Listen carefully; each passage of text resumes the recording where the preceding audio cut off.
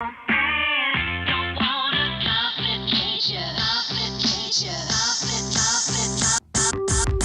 everybody, welcome to the Patty G Show. I'm your host, Patty G. We are here with Dr. Curtis Chastain and Dr. Tyler Boudreauxs. We're going to be talking about men's health. We're going to be talking about a unique approach to change the game up in the world of healthcare. And before we get into all of that, I want to give a big, wonderful thanks to the lovely sponsors that make this show possible each and every week. Falaya Real Estate, Currency Bank, Government Taco, Horizon Financial Group, Mercedes-Benz of Baton Rouge, and Mallard Bay Outdoors. Without further ado, gentlemen, welcome to the show. Thanks, Patrick. Thanks for having us here. Absolutely. I'm excited. Happy to be here, man. Looking forward to learn a little bit about men's health and about what y'all are doing and within y'all's practice. So for those that aren't aware, who are you? Well, I am Curtis Chastain. I grew up in Baton Rouge. Been here my whole life. Went to Catholic High, went to LSU Med School in Shreveport, and then I trained at Oxnard in internal medicine and came back home. And I've been working for Our Lady of the Lake for 29 years now. And my emphasis has been preventive medicine. I got about 10 years into my medical career and realized that, my wife hates it when I say this, but taking care of sick people just got to be sort of, I asked myself, why? Why are we taking care of sick people when we could find that person who is going to get sick and prevent that sickness from happening? And we can talk more about it later on, Yeah. but it was a change in my life after about 10 years of practicing medicine that brought me to this point right now. Right. It's either waiting for the check engine light to come on in the car or doing a good oil change every 5,000 to 8,000 miles. Boy, you said it exactly correctly. And but sometimes it's too late. We're hoping to, that's why we're here. We're hoping to educate men and their wives that we don't want to wait until the engine light comes on. The time to do that. I mean, face it, and look, we read a lot. Men get a bad rap for taking care of themselves. You read it all over the place. Men are horrible. They don't take care of themselves. They don't do a good job. And there's literature all over the place. Women actually live 5 years longer than men do. And they've said the reason is because men don't do a great job taking care of themselves. Why? Well, men don't like to be vulnerable. Men are afraid of what we might find. We were told when we were growing up, hey, rub some dirt in it. Get in there. Don't complain. So men are honestly not amenable to going in and getting something checked out. But they'll bring their car. They'll bring the lawnmower. They'll bring their four-wheeler. You see what I'm saying? Yeah. But I believe, and my colleague here, Tyler Boudreauxs, believes men have gotten a bad rap on this. And without being too disparaging, let's just talk about the business model of medicine today has gotten very convoluted, very complex. It's very difficult to get an appointment. You got to wait a long time to get an appointment. Once you get to the doctor's office, you usually have to wait in the waiting room for a period of time, hours sometimes. Here's what I want to tell you. The business model of medicine is not conducive to the typical male's business life. Oh, 100%. You just can't take off 4 hours to go to the doctor's office. It's very difficult for the typical male who's busy. Yeah, and it's tricky for them to not only wait, but also to schedule the appointment and going through all of that. So before we get deep into that, Tyler, what is your background? So like Curtis, I grew up in Baton Rouge, went to St. Michael's and to LSU New Orleans for training, medical school. Actually did residency at Our Lady of the Lake. And so about half of my residency was pure COVID. And so whenever it hit in April of 2020, there going forward, it was just COVID and seeing all the ramifications of that, the downstream effects of that. And so a lot of my training was in the inpatient side of things, in the hospital. Didn't get as much clinic. Our staff, Dr. Johnson, did a great job of running the clinic. We transitioned to telemedicine. I didn't get to experience that as much. So what motivates me today, having been out of residency, is people who are motivated to come see me and to do those preventative screenings and to follow up on themselves. And so I'm very much happy to have transitioned from the inpatient side of things out to the outpatient side of things. I can see people in the clinical perspective, get to know people, help get a game plan going forward of what things we need to look out in the future and what do we need to address. So what is the difference between inpatient versus outpatient? So inpatient, whenever we say that term, Curtis and I, that's really hospital medicine. So whenever a patient is admitted to the hospital, they have a rip-roaring infection, something like that, that's the hospital side of things. Outpatient is the clinic. Whenever you're well or you have an illness that you're not sick enough to go to the hospital for, we take care of in the clinic. So that's the outpatient world. Yep. Gotcha. So what is the clinic? What does it do? We're talking about the difference between the medical billings and all that stuff and how it's so convoluted and just changed over time. What do y'all do? We talked about the business model of medicine being very complex, and the average male has a difficult time functioning in that business model, but just because you just don't have 4 hours. So you can either try to change a man's attitude, try to make him change, or you do what Tyler and I have done is we just changed the business model. And that has worked. Our business model is focused on access. I call it extreme access. Our model is a membership model, no different than a hunting camp, a health club, a country club. We're very used, as men, we're used to doing that. You buy into a hunting camp or you buy into it's a membership-based model. You pay an annual fee, you can pay it monthly, you can pay it the entire month. But what we promise you is extreme access. You call, we answer.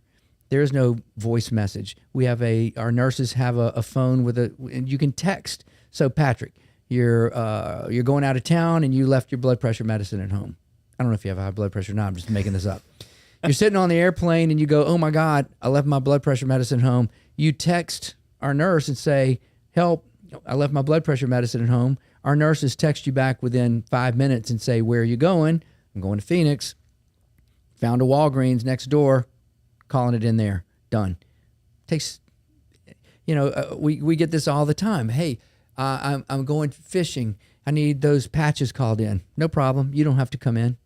So what we're doing is giving them extreme access, and once a year we want face-to-face annual physical where we draw blood ahead of time. So when we meet, not unlike a financial planner, we're looking at all your data. We do your annual physical exam. We look at your health maintenance items. We give you your immunizations, set up your colonoscopy. And when you walk out of that office after your annual physical with us, we've got an 80% chance that you don't have to physically come back to this office for a year. Why? Because 80% of all primary care issues, things that you could dream up, sinus infection, bronchitis, whatever, we can handle over the phone, by email, by text message. That's the membership privilege. You don't have to leave your office to come to the doctor's office after we get that annual physical because we know you so well. That's the business model. Yeah, it's that one-to-one relation, avoiding all the waiting rooms, avoiding all the headaches of planning it, scheduling it. It's simple, easy access. And instead of the traditional primary care physician, and again, this is not to say anything bad about our colleagues. This is what you do. This is just the way we changed it. The typical, and at one point in my career, I had 3,000 patients. You had 3,000 patients? I had 3,000 patients. Most primary care physicians have between 2,500 and 3,500 patients. How do you get to all of them? Well, but that's the way it works in the traditional business model. Together, Tyler and I have 480 patients. So we get to know them well. We get to know their families. We get to know their children. We know where they went on their vacation this year. So we have a much more, and we spend at least 30 to 40 minutes during each visit. And we have fun. It's a great time. Yeah, you get that intimacy level of we know each other now. We're not just my doctor. I don't just see you every now and again. You don't look at my chart on the way in to figure out what's wrong with me or what's happening. You walk in and say, oh, yeah, what has changed since last time we met? Here's where you were. Have you done this? Have you done that? Has this popped back up? Has this gone through? Where are we looking at? It's a progression that you can see because of that relationship. It's not unlike their financial planner. It's not unlike their attorney, not unlike their CPA or whatever they have relationships with. It's the same thing. We are part of their team. We're part of their team, and our job, our goal as physicians is to look for things that are trying to trip them up. Everybody's searching for, hey, I want to live as long as I possibly can with the highest quality of life. Hey, we're all in for that. How do we do that? You got us on your team. We're going to be looking for the health issues. Your financial planner is going to look for your wealth issues that are trying to disrupt you. And frankly, it's hard to have a wealth pathway trying to, get to the retirement thing without having your health at the same time. Because people, everybody in this room knows people that have had great intentions of living a long time, making a lot of money, and then boom, at age 50, they get taken out by a heart attack. Yeah. Didn't see that coming. Well, you know what? You really kind of could have. And that's what we do for a living. That's what Tyler and I do. We're looking for that guy. We're looking for that guy that's going to try to die from cancer, and we're going to catch it. Try to die from cancer. That's what it is. Yeah, I guess, without That's what it getting is. the checkups and colon, knowing what your situation colon is. cancer is a real deal. Nobody should die from colon cancer.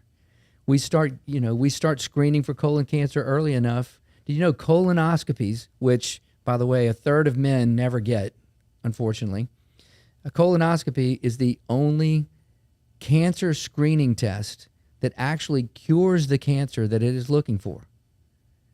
But 1/3 of men never get it done because, for obvious reasons, they're scared of it. They don't want to get it done. But colon cancer is intensely curable with a simple little test. Yeah. So, Tyler, how did you get involved with this? I mean, with your residency not being in this type of medicine practice, how'd you get involved? Right. So it's kind of been a long, short journey. And so I finished residency last year. And from there, I springboarded to Our Lady of the Lake and went into the traditional medicine practice. And I was building a clinic. And during that time period, I started a conversation with Curtis. And I was introduced to him by Dr. Craven. And so we kind of had a few conversations. And I started to shadow him in clinic and work with him and see kind of what he did. And, I saw the relationship he had with patients. He knew them on a personal level. He knew their family. And whenever his patients would come in, sometimes they would bring a family member. Sometimes they would bring their wife. And they would have really wholehearted discussions and long-term discussions and long discussions about their health and really what's going on. And I got to see the amount that these guys opened up to Curtis. And that really struck home for me. I knew that was the right thing to do. And so that's really what engaged me is people coming to the doctor. They have a little bit of a shell. Everybody has a little bit of a shell. But it takes time to break that down, and you can't break it down in the first 3 minutes, 5 minutes, whenever you're rushed to get blood pressure and your vitals taken and then see the doctor and then go home. It takes time. And so we afford our patients the time and the ability to do that, and we can have these conversations about the thing that's going on now or the thing that they're worried about in 10 years or the thing that happened to their dad whenever he was 60. Mm-hmm. And so we can have all of those conversations in a span of a visit. And I see patients throughout the day, a few patients a day, but I'm also talking to probably at least twice as many patients on the phone about their test results, about their coronary scan, about their last physical, if they need to go get a colonoscopy, for example, if they're having like an acute issue with a sinus infection. I can handle that over the phone. And my residency did a good job at training us how to take care of stuff over the phone because it was during the COVID time period. And so really we've done a good job of translating that to our clinic now. That way we can keep guys in the office, in their business, doing their thing, and we can keep them going. And when needed, they can come in, whether it's on the acute side or whether it's for a yearly visit. And so it's a pretty efficient, well-oiled system, and so happy to be a part of it. Yeah, I know the texting has got to be a huge time saver for guys. Just going in between meetings or hopping in the car, driving to the next appointment, and just call you up, hey, got a quick question for you. I mean, another thing with men having those open and honest discussions with the doctors, it can be tough because we don't even know what to tell them. When you go to a normal doctor's appointment, they walk in with your chart, they read through it and go, okay, yeah, you got this, tell me about your family, tell me about any history of problems with your family, Whereas for y'all, it's probably like, what's your dad's name? Where'd he grow up? What'd he do? You get that personal touch that goes beyond just your typical patient providing doctor, because they've got 3,000 patients they've got to see. They don't have that time to learn about your family history. Oh, well, your dad at this age or your grandfather at this age was having some trouble. Why don't we start looking into this for you as well? Because as a regular plain male, I don't even know what to tell you about or what to ask about. Right. A cool thing about this clinic, I will say, is that there's a few families that have generations that come and see us. Mm-hmm. And so it's cool to see the grandfather and then the father and then the son come to see us. And we can really map out what life should look like for them and what threats are down the road, what snakes they need to jump over down the road. And so that's a really special relationship that we get to see, kind of the whole gamut of a family, for example.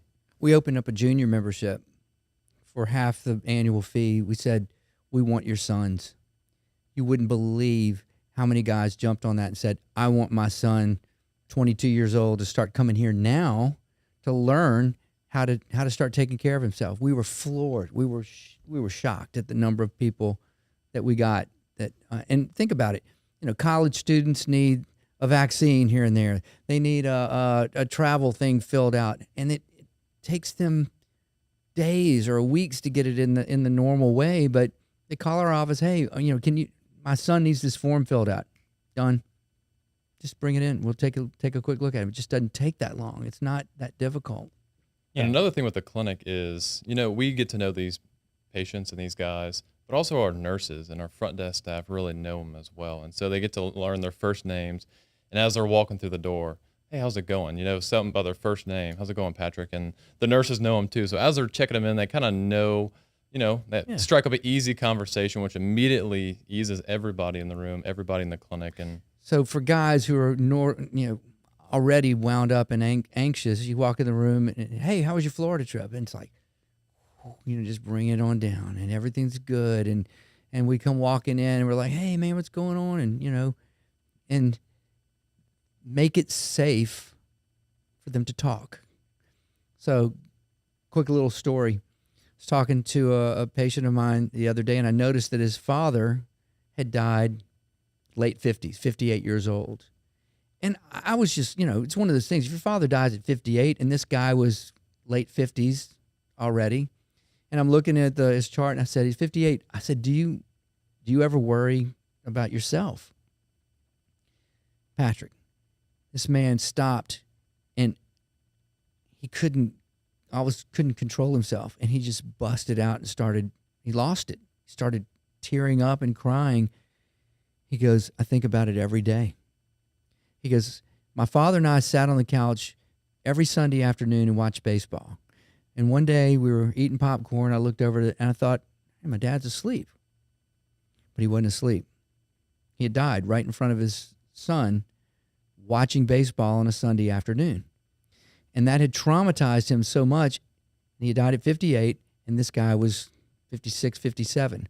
And he was carrying that around every moment of every day, worried. And I said, you're worried about it? He goes, I think about it every day, as he's choking back the tears. I said, well, let's go find out. Let's go find out if you got coronary disease. And I did a special test called a CT angiogram, which is actually a non-invasive heart cath. So we injected some dye in the veins, and in 8 minutes, we got the most beautiful picture of his coronaries that you could ever imagine on a computer. Perfect coronaries. Do you know every year on his birthday anniversary, he sends me a card thanking me for freeing him from this fear that he carried around for so many years. He's scared to death that he was going to have a heart attack like his dad did. You can't do that. It's hard to do that in a 9-minute visit. Yeah. You got to have that ability to ask that proper question, have the time to say, what are you worried about? Tell me what you're worried about. You never know what they're going to say. And our job is to close that gap and relieve that anxiety and take that away. I've been having these squirrely symptoms in my chest, and my brother-in-law had these same symptoms, and he had a heart attack. So you're afraid you're having a heart? Yeah, I'm afraid I got a heart disease. Well, let's go find out. Same thing with pancreatic cancer. My uncle had pancreatic cancer. I'm scared, but let's go find out. do an ultrasound. I can do that? Absolutely, you can do that. We'll set it up right now. Go. It's wonderful. It's what I dreamed about in 4th grade when I said, I want to be a doctor. What made you want to be a doctor in 4th grade? People ask me that question, and it's such a goofy answer. I can't believe I'm saying this, but my friend Michael Bloodworth, hey, Michael, he and I, we were at school. His mother was a scrub tech at Our Lady of the Lake Hospital, and she came to show and tell in 4th grade, dressed in her scrubs, and she brought all the surgical instruments, and she was showing everybody that was it. I said, that's what I want to do. I want to be a doctor. I mean, I liked my pediatrician. He was cool. And back in the day, he would actually come to our house. And that day, I made up my mind. I said, I want to be a doctor. And I go through in my 6th grade graduation thing. It says, what do you want to be when you grow up? I want to be a doctor. I want to be a doctor. I mean, straight through. I never took a business class. I never took any other classes. For me, it was straight through. I never even changed my mind. Some people, well, you're lucky. You knew what you wanted to do. I didn't know. I just guessed. And when I was in high school, they told me what kind of grades I had to make in college. I was like, uh-oh. And now I've told everybody I want to be a doctor. I can't back out now. So Got to work hard. I worked hard. I did. I was not the smartest guy, but I wasn't going to let myself not make it. You figure it out. Yeah, absolutely. When do you want to be a doctor? So you know me. Growing up in middle school, if you were to ask me what I wanted to have been, and we made PowerPoint presentations on this, very rudimentary. Right. It was a professional fisherman. I wanted to get a bass boat and go fishing every weekend. And so that's always kind of lingered in the background. Really? Yeah, we've been Oh, fishing wow. together before. And so as I kind of went through school, get into high school for me, it kind of solidified. I had a few experiences with physical therapists and doctors and such. And, they were go-to members of the community and very trusted, well-respected. I had a good relationship with them. And then in high school, I had a really great biology teacher, Dr. Boudreauxs. How's it going? And so Boudreauxs. And so she would talk about her experiences as a veterinarian and her colleagues and things like that. And so those experiences combined with mathematics and science, I knew it was me. And so went off to college. Whenever you're in college, you got to figure yourself out again. And so that happened to me. First year, had to really commit to it. And so really solidified, got through organic chems, and here we are. Yep. So I would say high school. High school. Okay. So from a younger age, you kind of had this, both of y'all kind of had this headstrong thought of, I want to be a doctor, I want to be in the medical field. That was kind of the driving factor of all your decisions from there on. It sounds so cliche, but it is true. It's a calling. We want to help people. I've talked to Tyler about this. We both had that same feeling. It's just this need to help people. And you realize pretty quickly when you get out into the healthcare field, it's a business. And you have to be part of the business. We didn't learn about healthcare business when we were in residency. We learned how to take care of sickness.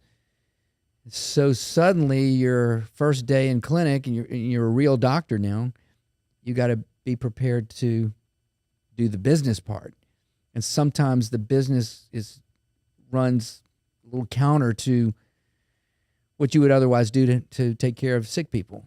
It's difficult. And I wasn't ready for that. How did you combat that? God, that's a great question. I just, like you said, I powered through. I just did what I felt I needed to do, and I had to learn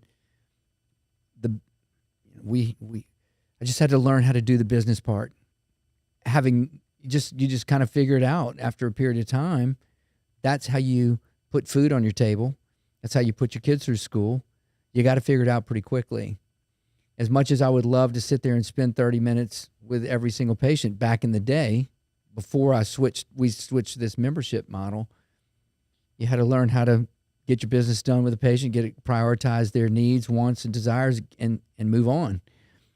Drop the proper code, because in that world, there's a third party that's paying the bill that you're trying to, and remember, we're employed at the time. We're employed by an entity, and it's our fiduciary duty to bill correctly, 4-hour time. We weren't taught that in school. Yeah, You gotta filling out time cards. You got to figure it out pretty quickly. Yep. Yeah, I mean, that's the conversation around the practical application in the workforce versus in the education field is like there's that disconnect of those logistics side of things, the logistics of filling out the time cards, filling out the reports of what the cost of some of this stuff is. I mean, from your perspective, is there anything within the medical education, y'all both going through it, that you wish you had, that you weren't taught, I guess, on the business side of things? I wouldn't change anything. You know, I didn't mind kind of figured it would have been nice to have had at least a small piece where somebody kind of educated you on what you were fixing to get into. Tyler, you mean? I would say, some other residency programs had a little bit more focus on billing, but that kind of distracts from patient care. And so really in residency, you want to see as many people as possible. You want to read as much as possible. And so there's no other way to do it except for to experience and get out there and be raw and learn it on your own. And so we didn't learn as much about billing in residency. I think that was just fine for me because we had a good team where I started last year to help back me, to look at my charts, to look at coding, and to help me learn as a physician how to code appropriately and to learn from that perspective. And I'm sure it could be different from hospital to hospital or clinic to clinic. Right. The billing could be different. So learning on the job is probably more beneficial than having it in a classroom full of, here's how you do billing. And things change over the years from 2020 to 2021 to 2022. Billing has changed. Different ICD-9 and 10 codes have changed. And so you can learn one thing and then it might change the next year. And so everything's kind of fluid. So you have to, whether you learn in a residency or not, your mind has to be able to learn something new. And that's kind of what we do every day is learning something new, hearing a different story every day. Yeah. But I'm not going to lie. There is an inherent conflict in all the doctors that I've ever met between doing what we were called to do, and then the business side. We do it for free. I promise you, if you lined up 100 of my doctor colleagues inside, if we could put our kids through school and pay the bills, we would do it for free. Problem is, obviously, you can't do it for free, but that's right. But nobody's going to do this for you. Nobody's going to figure out the business part for you as a physician. You've got to do it yourself. And we just had to do it. It's distasteful, but you got to do it. Yeah, at some point there becomes a line in which you've got your own bills. You've got your own exactly expenses that you have to pay for, and if you provide a free service, the money's got to come from somewhere. Well, and there's a lot of doctors because you don't set me, Tyler, colleagues, we didn't set the prices. Somebody else sets those prices. And a lot of times when you put your code down and you see that bill going out, you go, am I really worth that? I mean, I spent 9 minutes with this patient back in the old day, pre-membership model. And you go, God, man, I don't know, that doesn't feel right to me. You know, I think that's too much. But you don't get that vote. It's pretty black and white. Yeah. The code goes in, the charge goes in, it goes off to be billed to a third party payer like Blue Cross, Humana, people, whatever, and somebody else takes care of that reimbursement. And every 2 weeks, he and I we get a paycheck, and we kind of don't know where it came from. For the most part, it just happens. Yeah. But our job is to put a code in the box and move on. Mm-hmm. It's strange. It really is strange. I mean, in most worlds, you go do a job and you get paid by the person that you did the job for. Right. In our world, you're working for somebody, but a third person pays you. Some other entity that you don't even have a relationship with. That's where the money's coming in. It's very they're getting strange. paid from the patient. And they're getting paid by the patient, paying premiums. Mm-hmm. If you think about it too much, our job is to stay with the patient. It's stay with the patient, do our job, and the rest just sort of takes care of itself. So you've been a doctor far longer than this specific clinic has been open. What made y'all kind of move into this model? And when did you make the shift? 2016 is when I shifted to the membership model, but I moved to an all-male primary care business in 1998 when I got the tap to become the president of Our Lady of the Lake Physician Group, which at that time was about 165 physicians. It was a privilege for me to be chosen to do that. And my goal was to grow that physician group from 165 to some bigger number. That was in 1998. And at that moment, I realized as a physician with 3,000 patients, I can't do 2 jobs and have a full practice, so I had to cut it in half. Well, no doctor can go down a roster of patients and decide who they want to keep and who they need to let go. But I had to let go half of my patients for me to be able to do both of these jobs and do it well. And I happened to see an article that said, it was a lead article of Time or lead article of Newsweek. I can't remember, but it's why women live longer than men. Wow. That's it.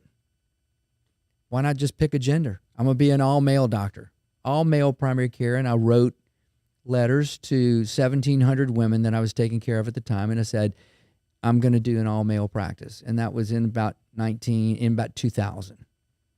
Okay. So I had an all-male traditional primary care practice for about 16 years. In about 2016, I started having this concept of doing the membership model because it just started to make sense for me.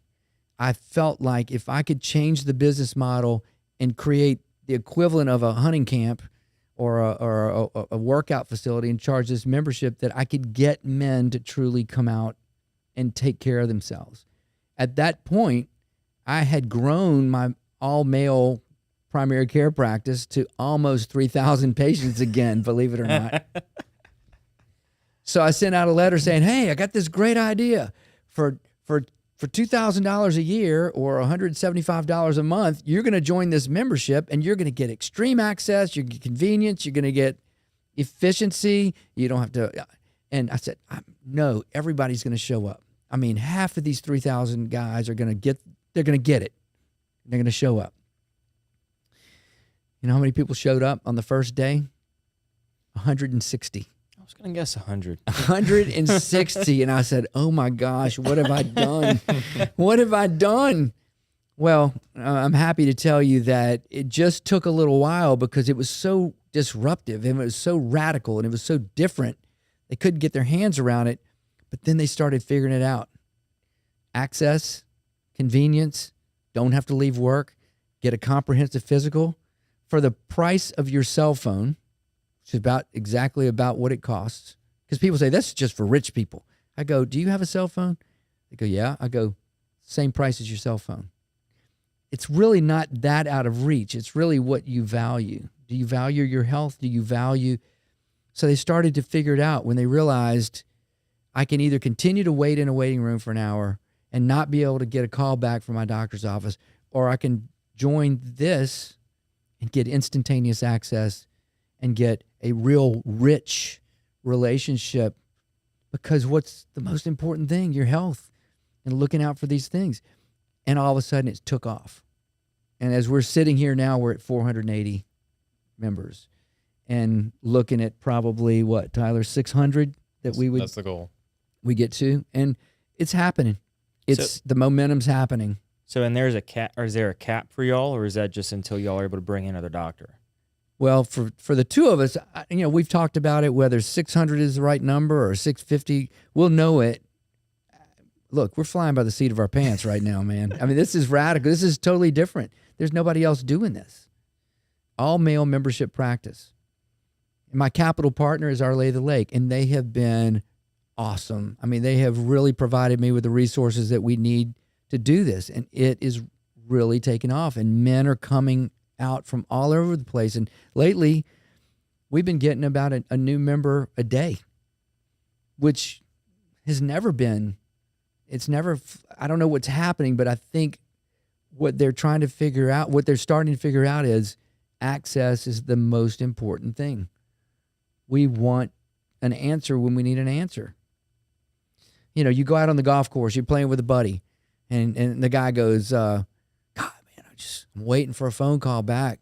And again, remember, It's not the doctor's fault. It's just the the business model, process, the system. It says what it is. I'm waiting for the doctor. Man, I can't get a call back. They won't call me back. And one of my guys is playing golf with him. He goes, man, you're crazy. You should be going to Lake Men's Health. You see Tyler, see Chastain, man. You need to be. He goes, really? What? Tell me about that. Next thing you know, he's in. He comes just like that. We're not even having to hardly market. The word of mouth is getting out there. And I think that's another thing about the mindset of a man is if we hear from it from one of our buddies, we're more inclined to look into it, to go after it, to seek out whatever it is they recommended, as opposed to our wife saying, call Tyler and Chastain. It's that validation. Yeah. It's the endorsement from your fellow man. Yes. Right. It is, the endorsement. Because then you're on their level, right? Y'all are both acknowledging, I go to the doctor. I have a doctor. I talk with them. I mean, you probably ask anybody within Tyler and I's age demographic, and we don't know who a primary... No one knows who we don't know who their doctor... We don't know who our doctor is. We don't know who our primary physician is or where we go to. We don't even know who to call. Exactly. At that point. And that's why guys like you and I historically have access to urgent care so much. Fairly healthy guys, and maybe once a year you get the sniffles or a sinus infection, you go to urgent care. But why not have someone in your back pocket that knows you and can treat you over the phone or bring you in if they need to and take care of you in the moment and do a twice as good a job as urgent care can. It goes back to that annual exam, right? That annual check-in that some guys probably pride themselves. I've never been to the doctor in 5, 6, 7, 8, 10 years. Never been to the doctor. I'm healthy as a horse or whatever they want to say. That means they're hiding something. That's what that really means. Yeah. Right. And so within relative terms to me, it's you file your taxes every year when I get a health checkup every year. Well, There's some things you only do once a year. Getting your health checked in is one of them. I'll ask them, I'm looking at your business. How are you doing in your business? Oh, I'm doing great. And I said, good. I'm happy for you. Really happy for you. Let me ask you a question. Do you check financials? They go, yeah, once a month. I go, how would you be able to run your business where you're not checking in once a month to know where you're going? How do you know if you're making money? I mean, imagine you look and say, well, I mean, I got a lot of cars in the parking lot. I mean, that doesn't mean anything. Doesn't mean nothing. Half of them are stealing from you. Look at the guys that look good, and I can give you half a dozen that look good who are either not here anymore or have had triple bypasses or have had cancers and have survived or not survived. But it happens. You cannot look at somebody and tell what their coronary arteries look like or whether they've got a thyroid cancer or a kidney cancer. I mean, it just, and it doesn't happen often, Patrick. It doesn't happen often. And it's not just things like heart disease and cancers that we discover. I mean, I asked a guy, how's it going? He goes, well, it's going great, but I think I drank too much. Really? Let's talk about it. Why do you think that? We'll have a 20-minute conversation about him believing I've got to do something about my drinking. And what he's got is I can reflect back to him and give him my feedback, whether he's right or not right, and not feel judged. Right. Not feel judged. Tell me about, well, here's what most guys are like. Here's what most guys are doing. Trouble in the bedroom. Half a dozen times a week. How do I measure up? Here's what happens to me. Oh man, that happens to everybody. Oh, thank you. That's all I need to hear. Just no judgment. Yeah. And guys need that. They just need it. They need that sense of camaraderie that they can go and call up. Hey, Tyler, I got this thing going on. You got a few minutes to talk? Yeah, sure. What it is. And then you just explain it to them. We're competitive. Absolutely. We're competitive, and we want to know how do we measure up? Something you hit on is that I almost feel like we need to make a list of things to expect as guys. Going to the bathroom at night. You mentioned bedroom problems. Yep. We almost need to make like a whiteboard like you have, Patrick, and say like, these are the things that we need to look at or maybe expect in the future. And if they're going on, maybe we can deal with it. Maybe we need to address it. And so a lot of times if they just have the confirmation that it's not wildly abnormal, sometimes guys are happy that we've just heard that problem bore. Right. It's like, oh, okay, I'm not the first one. Well, and then it's smooth sailing after that. Would we rather them learn it from Men's Health magazine, which is, is embellished a lot, or hear it from a professional who has the medical data to back it up? Who would you rather get that information from? I mean, I always thought Men's Health was, infallible. So, I mean, look at the cover. You can never measure up to what's in that magazine ever. So you're constantly thinking, there's something wrong with me. There's something wrong with me. No, there's not. There's not. You're good. You're fine. I think that's another element of us guys. We've got that competitive sense in our core nature to be competitive, to be better than the next person, whatever it may be, physically, mentally, financially, whatever it is. We've got that edge within us to be better than the next guy. And seeing those images or seeing those covers of what they say is this is a man, it's like that's very hard to measure up to. Absolutely. Well, and not tooting our horn, but you got a board-certified internal medicine doctor here. You got another board-certified internal medicine doctor here. I've taken the board 3 times. Every 10 years, I've got to pass a board exam. You're getting the right information. You're getting current, accurate information that comes from the medical literature. Throw something out there. Supplements. Should I be taking supplements? Hey, do you think my testosterone's okay? Every question imaginable, we've got the accurate medical data. You don't have to go read about it in some magazine. Or watch some Instagram or TikTok influencer tell you how to get shredded in 12 weeks. Yeah. Yep. Hey, I get this all the time. Hey, look, before you say anything, I know I need to lose weight. Well, I don't know that you need to lose weight. Let's look at your numbers. Let's look at your lab work. Lab work's perfect. You're not diabetic. Your liver's okay. Everything's good. Now, why do you need to lose weight? You kidding me? I go, no, why do you need to lose weight? Well, I thought I'd be healthier. Well, I'm looking at your lab work. It's beautiful. Tell me why you need to lose weight. And you just see them. They're just starting to get all, and finally they'll say it. They'll say, well, I just don't like the way I look in the mirror. And I go, thank you. Don't make me the heavy. Why are you trying to make me tell you to lose weight? You already know you need to lose weight. You're fine on paper. If you want to lose weight, go lose weight. I'll tell you how to do it the right way. And they just relax. They realize, because they were so geared up thinking I was going to tell them to lose 20 pounds. Mm-hmm. Yeah, you lose 20 pounds, your screens will come way better. Well, they may need to lose 20 pounds, but they've got to figure out their own why. Because if I tell them the likelihood they're going to lose 20 pounds is about 10%. But if they figure it out and they say, I need to lose weight because, and that's our job. Our job is to help them see why they need to lose weight. And they own it, then they're more likely to do it. Same thing with prescribing blood pressure medicine, same thing prescribing cholesterol medicine or diabetes medicine. They're not going to take those medications until they understand the why. And that's when you have 40 minutes to talk to somebody, you can teach them why this pill is important. Why am I having to do this? That's the way they can own it. We've had patients who wanted to pay us just so they don't have to take a medication. And, if we can tap into the reasoning why they need to and convince them that they need to, that's all that they need. They need the encouragement, they need the support, but really they have to find within themselves what's their driving force. And a lot of times it's family, a lot of times it's longevity. And so if we can tap into that, then our job is a lot easier. We can make the recommendation, write the prescription, and we don't have to force them to take it. They're accepting of it, and then it's just a way smoother journey going down the road. We're a whole lot more inclined to do something if it was our idea first. Exactly. Ask all of our wives. We go back and we talk about this all the time. We are hunters. He and I are hunters. We're looking for disease, and then we coach. We're hunters, and then we coach. And you can't do that in 8 minutes. No. You just can't.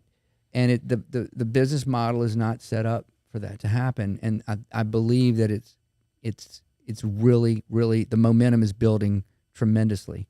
Oh, 100%. It is all within the shift of people want that more personal care and attention rather than just get in and get out as quickly as possible. They want almost like a doctor liaison to walk them through this entire process of health how to become better or maintain their good levels if they've already got them.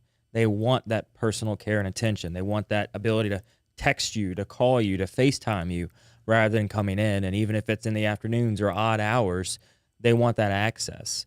And that's where, with people becoming more aware of how valuable their time is, where it's all going to go within the medicine field. Yep. In the inpatient side of things, it's very similar. Some people pay for a patient care assistant. And so they'll stay with the patient, and that way they can intercept doctors whenever they walk into the room. Because a lot of times whenever you're in the hospital, you have multiple teams coming to see you. So sometimes for a parent or a family member, it's impossible to catch all those doctors. Where if you have an assistant who's watching over the patient the whole time, you can intercept all that information. And it just goes to show you, clinic side, hospital side, everybody's hungry for knowledge, hungry for an answer, hungry for a cure. And we can help bridge that gap in the outpatient side of things. And it's also making sure you get the same doctor every time, right? That helps. Because I think I went and saw a primary care physician 2 years ago or something like that. Now he's gone from the hospital. I'm like, now what do I do? Yeah. Yeah, you don't have the same person in these particular normal situations as you do with this model. Well, the next step in what we're building now is, how can we continue to reinvent this? How can we continue to build value for your membership fee? So we've partnered with various places in the community, like Varsity Sports and some other places, and say, hey, Tyler and I are going to run with Varsity Sports running group Thursday afternoon at 4:00. Meet us at Maxwell's. We're going to run together. And we go run together.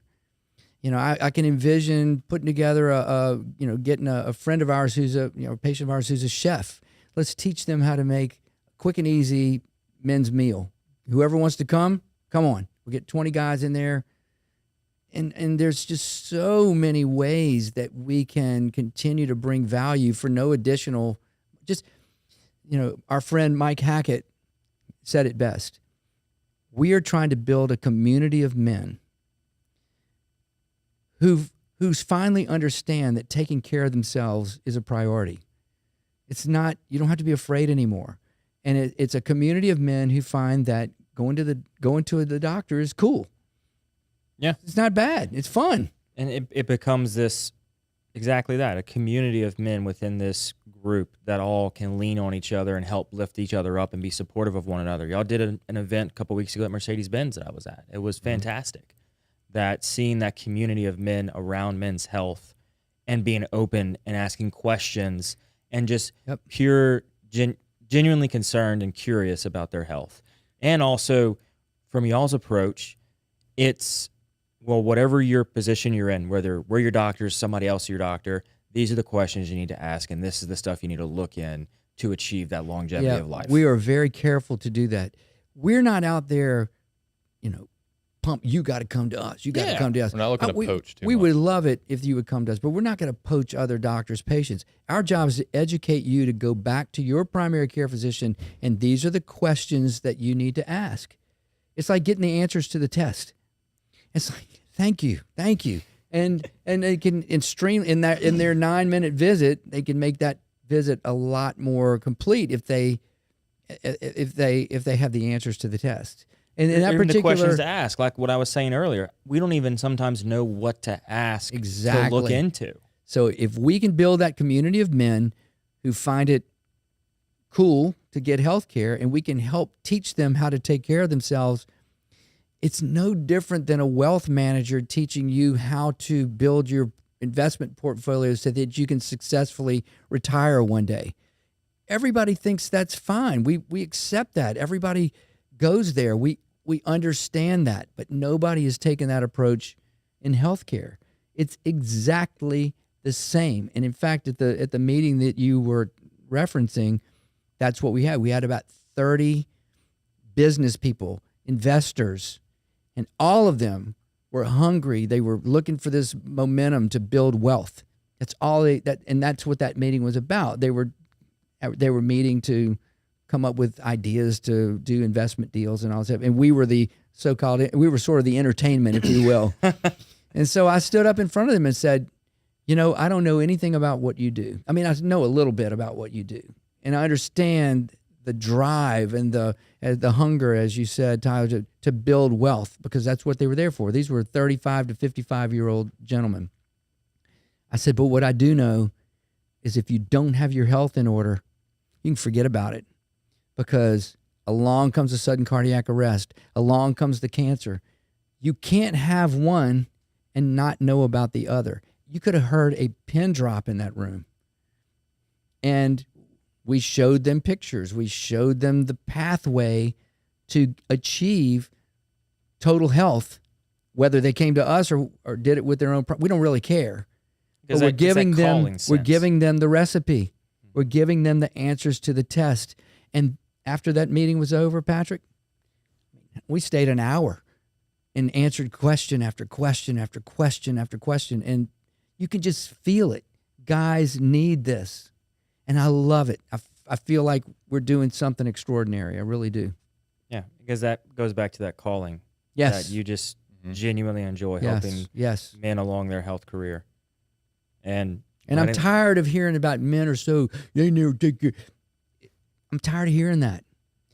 We've adjusted the business model so that they will come, and I think they will come. They're going to start to come more and more and more. We're opening up that door, and they're feeling the draw, as Hackett said. They're coming because they're part of that community. 100%. I think what Michael has created is multiple points of contact. And so at that meeting that we had last week, I was kind of looking out in the crowd. Everybody was kind of hanging out after we spoke. And there was probably 6 different groups, and everybody kind of knew each other. I mean, no more than 2 degrees of separation. That can be largely said for Baton Rouge in general. But within that meeting specifically, everybody knew each other. Patrick knew someone, John knew someone, Michael knew someone. And so there was these groups talking about everything, their businesses, their family lives, their health conditions, what we talked about. And everybody was just grooving with each other. Yeah. And it was a good community just within. It was like a microcosm of what we're trying to build just in that one event. I was like, wow. I think all 3 of us at that event, and all 4 of us, were really empowered. We had a real good energy coming out of that. And so we feel like we made a little bit of a difference just in that one night. So, and I think that working with small group after small group after, just take it one small group at a time, and try not to have too many moving parts. Just have small group, send the message, let the rest take care of itself. Absolutely. So for people interested in getting a hold of y'all or getting in touch with you, what is the best way to make that happen? Gosh, you just look up Lake Men's Health. If you put in Lake Men's Health on any browser, it's going to go straight to our office. We are physically in Medical Plaza 1 at Our Lady of the Lake. We're sitting right next door to the hospital, and you alluded to the hospital earlier. If on the rare occasion we do have a patient, a client of ours that is admitted to the hospital, we can just walk right next door and say hello, do a social visit, and be right there with them. And so we're physically right there on the Our Lady of the Lake campus. We're on the first floor, really easy to get to. The office, looks like a deer camp, really. I know, it's pretty incredible. It's got a deer. It looks like a hunting camp. That's the way we want the field to be. And at any given moment in time, we probably don't have more than 1 or 2 people in the waiting room. Max 2, yeah. And it's so funny because a guy comes in and another guy comes in. Hey, I didn't know you came here. And next thing you know, there's networking going on in our waiting room. It's awesome. It's just so much fun. We have a coffee pot. It's wonderful. A few weeks ago, we had a dentist and a veterinarian, and us 2 in there, like, hey, I need to come see you. Hey, I need to come see you. Yeah. And so everybody's kind of cool. connecting and reconnecting and talking about stuff outside of medicine. So it's a community within a community. It really is. Yep, that's pretty cool. I love that. So as we close out the show, we've got 4 set lists of questions we like to ask everybody. The first one is, what is something you did as a kid you wish you could still do today? And we'll start with Dr. Chastain. Baseball. I want to play baseball again. That was so much fun. Okay. Baseball. Tyler. Is that yeah, that's it. That's it. Okay. That's that's just the first thing that popped into my head. That's the answer. First thing that pops in your head. First thing in my head would be knee boarding. In Callaway Gardens, whenever I was about 14, I fell into the water. My arm got caught in the rope, jerked my arm, tore my bicep. So I'm done with knee boarding. So wish I could do it, but I'm just not going to do it. Yep. You can get back at it. Probably so, but it's a risk.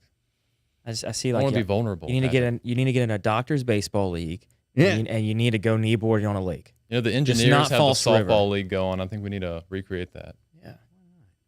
Love baseball. So much fun. It's not like the baseball of old. It's not like baseball today. We didn't have 50 games a year. I mean, It's a lot of games. we've had maybe 2 games a week. That was it. And you thought about it all week long. Couldn't wait to get out to, the field on Kenilworth or out Sharp Road or whatever. And it was perfect. It was really perfect. Well, got to find a league that makes it work for you. Yeah. So, what are 3 lessons y'all have learned along the way? You've got, coming up on 30 years of experience, and Tyler, you've got a short but fast-moving experience. I'm curious to hear the lessons gathered along y'all's route. Gosh. Why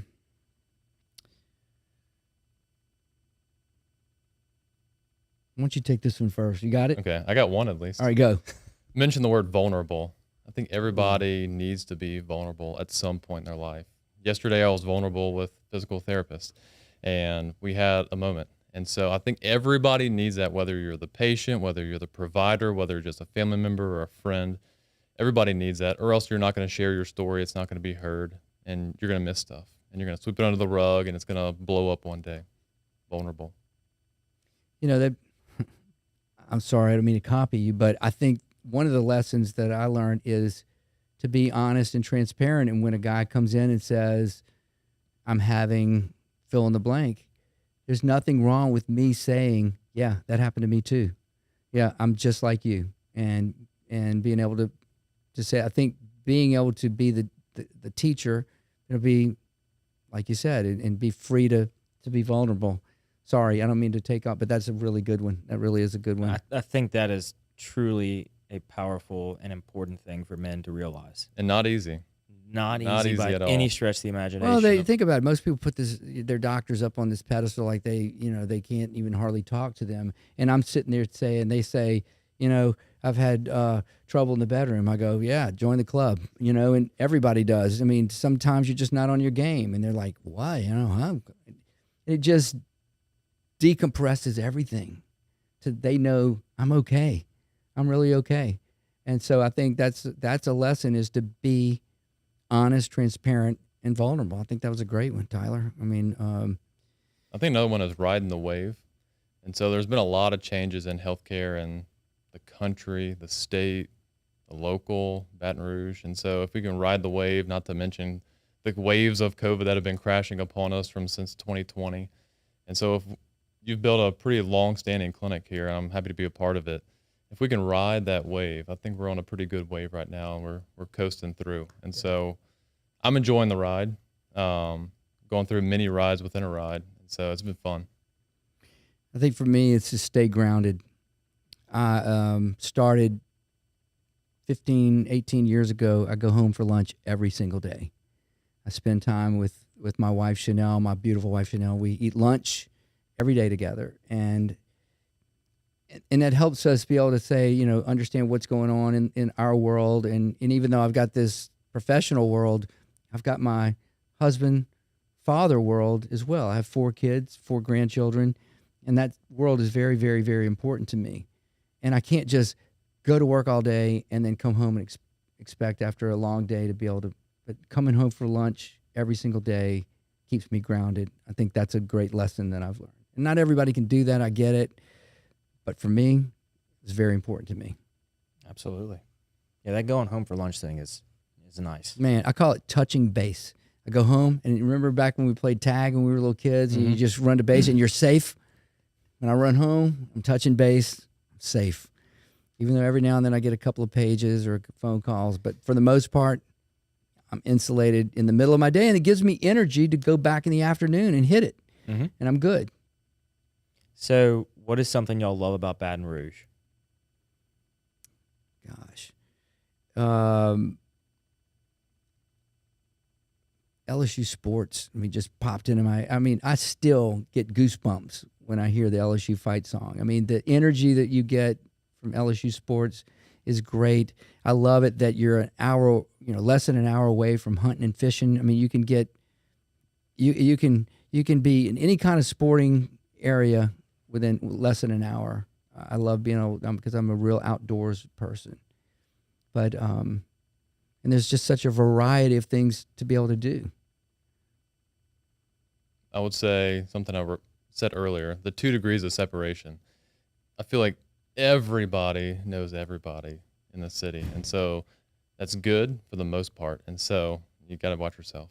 But, if we go to the grocery store, or go to a restaurant, I'm always kind of looking for someone that I know. And inevitably, it's going to happen. We're going to find someone and reconnect. But everybody knows everybody. Whenever we look at a list of the who's who of Baton Rouge, a friend of a friend who's on that list. And so it's fun to see people kind of rise through. And I'm kind of coming into a position where I'm finished college, I've finished residency, and now I'm getting to see my colleagues and my friends that I grew up with do great things in the city and in the state in general. And so that's empowering me to kind of keep going, keep fighting, keep building. And so it's fun to see people that grow up. Yep. Absolutely. And for the final question, what can I do to help you? Well, you're the perfect candidate for what we do. I mean, you look great. You obviously look healthy. You're the guy that we're looking to be the voice of what we do. And I would ask you to continue to touch base with us, your doctor. Or do you with us? No, not yet. Okay, I can't remember.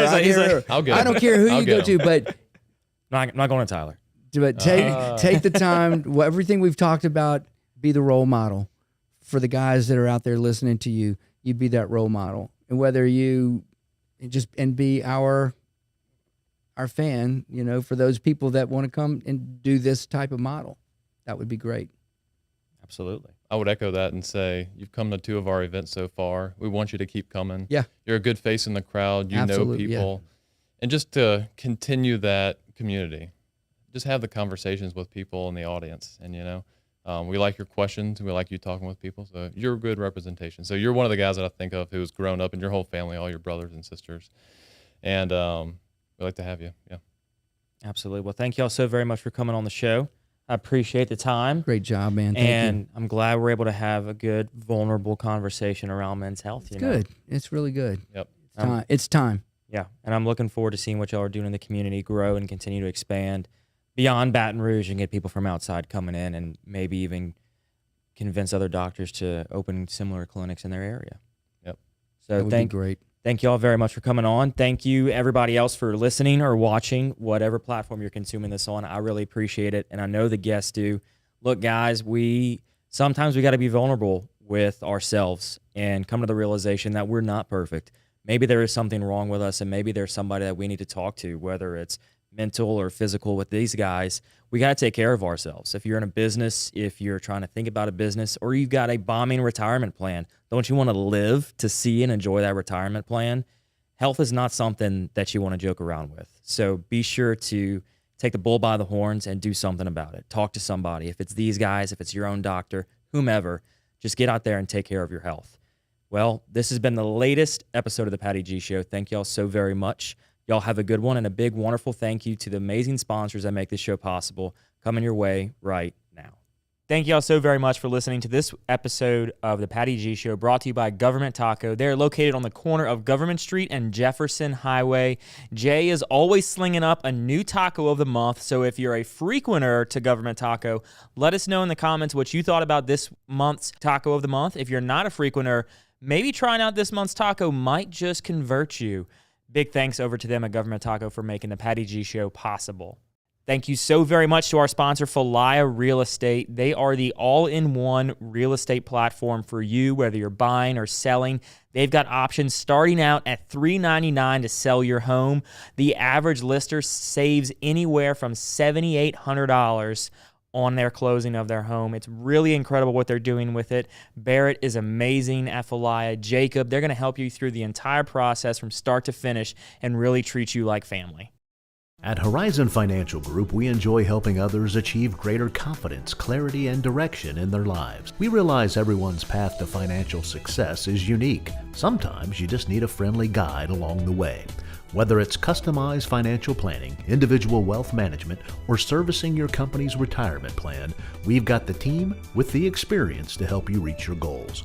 Horizon Financial Group, helping you provide, protect, and prosper for those counting on you. Visit us at horizonfg.com. Cetera Advisors LLC, member FINRA SIPC. Cetera is a separate entity. Thank you to Mercedes-Benz of Baton Rouge for making this show possible. Nick Pentis is a past guest. We love having him on. Listening to him talk about the culture they have over at Mercedes-Benz of Baton Rouge is really an incredible thing to hear. How they treat not only their employees, but every customer that walks through the door. You are more than just a number to them. They're going to give you that white glove concierge service every step of the way. They're going to make you feel like family and take what can be a stressful time in people's life, shopping for a car. They're going to make it so enjoyable and so pleasurable. You're going to want to go back there time and time again for every new vehicle. Thank you so very much for Mercedes-Benz of making this show possible. Thank you so very much to Mallard Bay Outdoors, the Airbnb for the outdoor sportsman. If you're looking to book a hunt or a fishing trip, this is the platform to use. They are a past guest of the Patty G Show. We got to learn all about what they're doing from the ground up. They are really revolutionizing the booking process for hunts and fish all across the country. For your next hunting or fishing experience, or maybe your corporate retreat, you're looking for something to do for your employees, book a hunt or a fishing trip with Mallard Bay Outdoors, and they will take care of you every step of the way, from organizing it with the guides and the captains to making sure you can take care of them at the end of the trip. Mallard Bay Outdoors, a proud sponsor of the Patty G Show. Thank you so very much to Currency Bank, a proud sponsor of the Patty G Show. If you are looking for a business bank that fosters on three core values, relationships, service, and technology, Currency Bank is the place for you. They pride themselves on convenient, accessible, and secure online banking resources where you can manage your account balances, initiate transfers, enroll with e-statements, and more via their online portal. Between the relationships, the service, and the technology, they are going to be that partner with your business every step of the way, regardless of what you need. Currency Bank is the bank for business owners. Simple man, don't want a complication. Complication.